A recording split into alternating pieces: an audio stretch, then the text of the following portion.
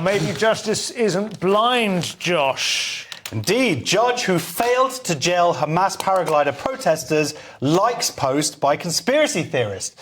So, I don't know if you saw when one of the big protests happened and these three women, young women, wore these paragliders, which are how these men came in, the terrorists came in and killed all these people at this music festival.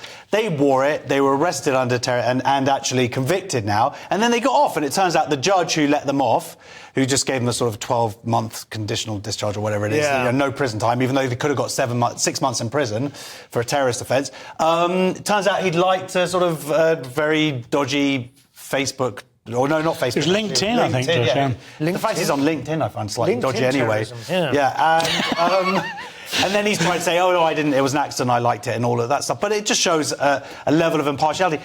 As I've said all along, through these protests, we have the laws in place. They're not being implemented. And even when they are implemented, they're not being carried through. So there's no deterrent here for young women to celebrate this kind of virulent, evil terrorism and murder of young people. And the other thing that I found incredible was that one of the young women was an asylum seeker from Gaza.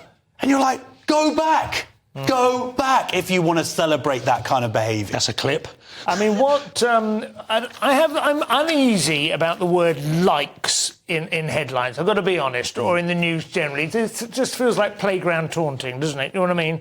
Judge, you like to post. You liked it, didn't you? You liked that. He's showing support for... He does seem to be, but, you know, I go through sometimes, I almost bookmark tweets sometimes. I mean, you have a bookmark now, but do you know what I mean? It's not always... Sometimes it's like, yeah, you tell them, and sometimes it's like, yeah, that... But if you're a judge, you've got to be held to a higher standard. I do think that as well. I think against the context of the situation... If it'd been Gary Lineker liking it... Oh, then he would have probably got... I would have kind of gone, he's annoying. Yeah, but we have to try, to some degree, in order to tackle these stories, you have to still retain a level of impartiality. However, the context is that you've got three young women wearing the paragliders on their back, just days, by the way, not just... This isn't months later, this is days after the... Before any retaliatory action. This is days after the 7th of October, and they've been convicted. I mean, conditional discharge sounds like a lewd act, but they have been convicted.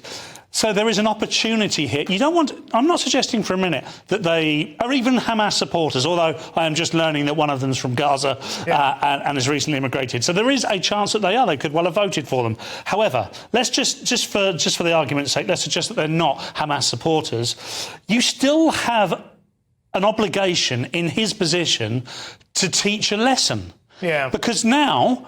There's nothing stopping any of us walking around with that on our back. The lesson they've been taught, the communication, is that he secretly agreed with them and he did what he could to prevent them being... And I think that's the problem.